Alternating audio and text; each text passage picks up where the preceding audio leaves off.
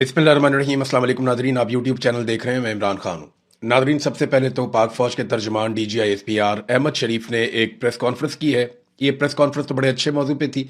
India के साथ पाकिस्तान की गुज़िश्ता साल लड़ाई हुई, मार्का हक का भी उसे नाम दिया जाता है पाकिस्तान की जानिब से। बयानुल मरसूस उस ऑपरेशन को कहा जाता है, जबकि इंडिया ने जो ऑपरेशन किया था उसका नाम था ऑपरेशन सिंदूर। उसमें पहले इंडिया ने अटैक किया, पाकिस्तान में बहुत सारे टारगेट्स को उन्होंने हिट किया, भावलपुर में, मुख्तलिफ शहरों में, मुरीदके में, बहुत सारी जगहों पे उन्होंने बमबारी की। कुछ हमारी एयर बेसिस पे भी उन्होंने बमबारी की।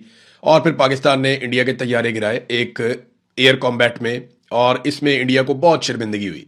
तो पाकिस्तान ने उस वक्त जो इतला आई, 6 तैयारे गिराए थे। फिर डोनाल्ड ट्रंप ने बढ़ाते बढ़ाते उनकी तादाद 10 से ज़्यादा कर दी है। और अब तो पाकिस्तान की जो फौज है वो भी ये कह रही है कि उसमें कुछ बड़े कीमती ड्रोन्स भी थे भारत के। तो ये कुल मिलाकर भारत का नुकसान 8 तैयारों का बताया जा रहा है कि भारत को ये नुकसान हुआ था। तो भारत के लिए एक शर्मिंदगी है। बहुत बड़ा मुल्क है, बहुत ताकतवर मुल्क है, बहुत बड़ा बजट है उसका, बहुत बड़ी इकोनॉमी है उसकी, और प्रोफेशनल फौज भी है भारत की। लेकिन इसके बावजूद पाकिस्तान ने अपनी हिकमत अमली से और प्लानिंग से नुकसान दिया था।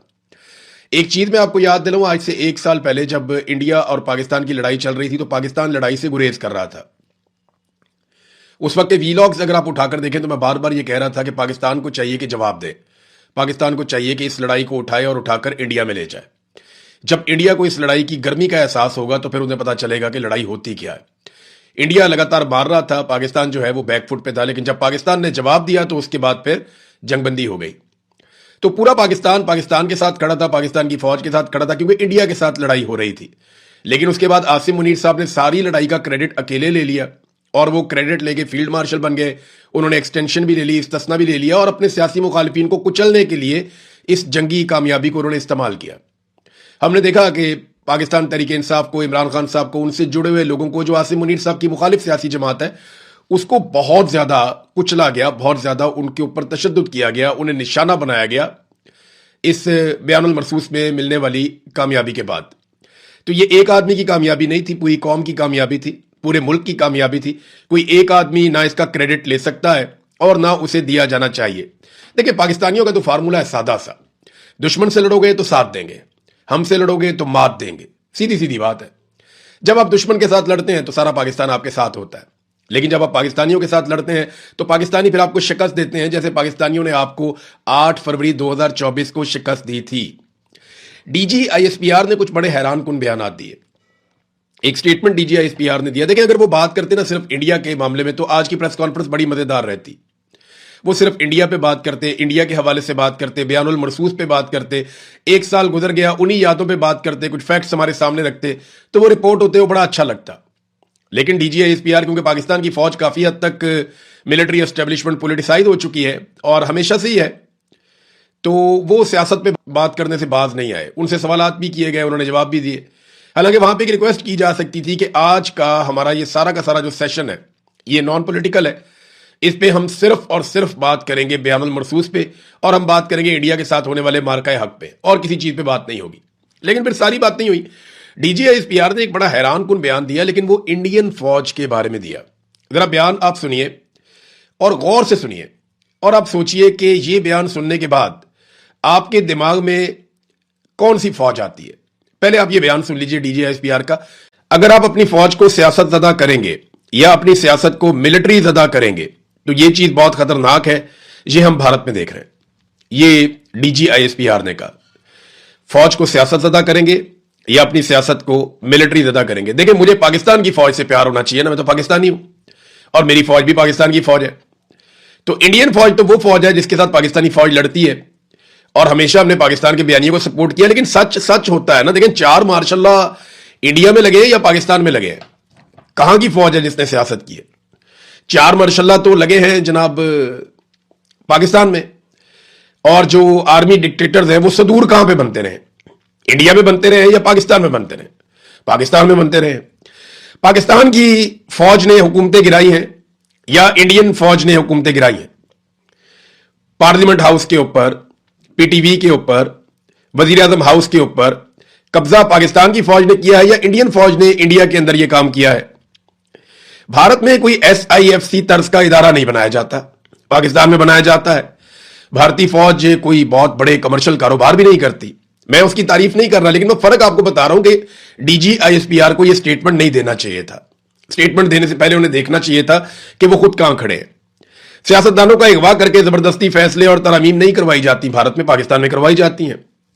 وہاں فوجی افسران کے بینرز اور پوسٹر سڑکوں پر اور انتخابات میں نہیں لگائے جاتے کہ جناب یہ میرا جرنیل سے تعلق ہے, یہ فیلڈ مارشل کی جماعت ہے ہماری, ہم ان کو سپورٹ کر رہے ہیں, آپ ہمیں ووٹ ڈالیں. اس طرح وہاں بھارت میں ووٹ نہیں مانگے جاتے. یہ پاکستان میں کیا جاتا ہے. بھارت میں وہاں کے ملٹری چیف جو ہے وہ ایکسٹینشنز وغیرہ اس طرح کی چیزیں نہیں لیتے, ان چکروں میں نہیں پڑتے. یہاں پاکستان میں ان چکروں میں بہت زیادہ پڑتے ہیں, بھارت میں یہ چیزیں بہت کم ہیں.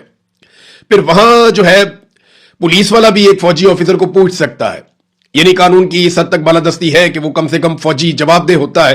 اگر پولیس والا بھی اس کو پوچھنا چاہے تو پوچھ سکتا ہے. وہاں فوج پورا الیکشن چوری نہیں کرتی بھارت میں. پاکستان میں تو پورا کا پورا الیکشن ہی چوری ہو گیا نا. الیکشن کمشنر کی تو اوقات ہی نہیں ہے, ایک آواز دے آرمی چیف تو وہ بیچارہ دوڑا جاتا ہے فائلیں ہاتھ میں لے کر. لیکن بھارت کے اندر جو الیکشن کمشنر ہے وہ بہت آزاد ہے, بہت طاقتور ہے, اور وہ الیکشن کرواتے ہیں اپنی مرضی سے. تو ان کا آرمی چیف ملکی اور عالمی معاملات کے اندر مداخلت بھی نہیں کرتا, نہ معیشت میں مداخلت کرتا ہے, نہ داخلی پالیسیز میں مداخلت کرتا ہے, نہ خارجی پالیسیز میں مداخلت کرتا ہے. آج میرے سننے والے جو لوگ ہیں ان میں سے زیادہ تر کو یہ پتا بھی نہیں ہوگا کہ انڈیا کا آرمی چیف کون ہے. لیکن آپ سب جانتے ہیں کہ پاکستان کا آرمی چیف کون ہے. ڈونلڈ ٹرمپ سے پوچھیں نا انڈیا کا آرمی چیف کون ہے, وہ نہیں بتا پائے گا. پاکستان کا آرمی چیف کیونکہ غیر نصابی سرگرمیوں میں اتنا زیادہ متحرک رہتا ہے, وہ سارے کام کرتا ہے جو اس کے کرنے کے نہیں ہے, لہذا وہ ہائی لائٹ میں بھی رہتا ہے. پھر ایک اور بات جو ہے وہ D G I S P R نے کی پولیٹیکل پارٹیز کے بارے میں پاکستان میں. انہوں نے کہا بات چیت سیاسی جماعتوں کا استحقاق ہے, مسائل حل کرے. کس نے روکا ہے؟ افواج سیاست میں سٹیک ہولڈر نہیں ہے, ہم کسی سیاسی سوچ کی نمائندگی نہیں کرتے. دیکھیں ڈی جی صاحب ایسے تو نہ کریں نا. مجھے جب آئی ایس آئی اٹھا کر لے کر گئی تھی تو 5 مہینے میرے سے صرف سیاسی مطالبات کر رہی تھی کہ یہ پریس کانفرنس کر دو, یہ بات کہہ دو, وہ بات کر دو, اس کے خلاف جھوٹی گواہی دے دو, فلانے سیاستدان کو سپورٹ کر دو ہمارے کہنے پر, اور فلانے سیاستدان کو سپورٹ نہ کرو کیونکہ ہمارے آج کل وہ خلاف ہے. تو آئی ایس آئی تو 5 مہینے سیاست ہی کر رہی تھی. اور کیا کر رہی تھی جب میں ان کی جبری طور پہ گمشدگی کے دوران میں ان کی حراست میں تھا؟ وہ یہی کام کر رہے تھے. آپ نے خود ایک سیاسی جماعت کو انتشاری قرار دیا, اس کے لیڈر کو ذہنی مریض قرار دیا, اور آپ نے یہ بھی کہا کہ انتشاریوں کے ساتھ کوئی بات چیت نہیں ہو سکتی. کئی گھنٹے کی پریس کانفرنس آپ نے ایک پولیٹیکل پارٹی کے خلاف کی, پھر آپ کہتے ہیں فوج کا سیاست سے کوئی تعلق نہیں ہے. یہ اس صدی کا سب سے بڑا جھوٹ ہے جو D G I S P R بولتے ہیں.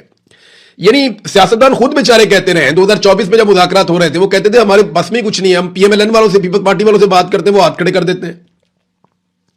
آپ کہہ رہے ہیں آپ کا سیاست میں کردار کوئی نہیں ہے. خواجہ آصف جو آپ کا وزیر دفاع, آپ کا باس ہے, آپ کے باس کا بھی باس ہے, وہ کہتا ہے جی پاکستان میں ہائیبرڈ سسٹم چل رہا ہے, دوگلا نظام, یہاں پہ فوج حکومت خود کر رہی ہے ہمارے ساتھ مل کر. آپ کے باس کا باس یہ کہتا ہے کہ فوج سیاست میں ہے, اور آپ یہ کہتے ہیں فوج سیاست میں نہیں ہے. جنرل باجوہ بھی سیاست میں تھا, اور وہ ثابت ہو رہا ہے اب روزانہ کی بنیاد کے اوپر اس کے اوپر گواہی دی جا رہی ہے, اور موجودہ سیاستدان دے رہے ہیں. یہ جب قبل عاصم منیر صاحب نہیں ہوں گے نا اس سیٹ کے اوپر, تو آپ دیکھیے گا کہ یہ جتنے لوگ آج کل سلام ٹھوکنے آتے ہیں نا, یہ سارے کہانیاں مارکیٹ میں پھیلائیں گے کہ عاصم منیر نے کس کو کیا کہا تھا, کس کو کیا کہا تھا, کس کو کیا کہا تھا. لوگ اس کے اوپر کتابیں لکھ دیں گے. اب 2024 میں جب مذاکرات ہو رہے تھے حکومت کے اور اپوزیشن کے, تو اس وقت عمران خان صاحب سے ایک ملاقات کروانی تھی. حکومت نے وعدہ کیا جی ہم کل ملاقات کرواتے ہیں عمران خان صاحب سے آپ کی, اور اس کے بعد حکومتی اراکین نے اپوزیشن کو یہ پیغام دیا کہ جناب ہمارے بس سے باہر ہے, یہ ملٹری اسٹیبلشمنٹ یا فوج نے یہ فیصلہ کرنا ہے کہ عمران خان سے آپ کی ملاقات ہونی ہے یا نہیں ہونی. پھر آپ کہتے ہیں کہ آپ کا سیاست سے تعلق کوئی نہیں ہے.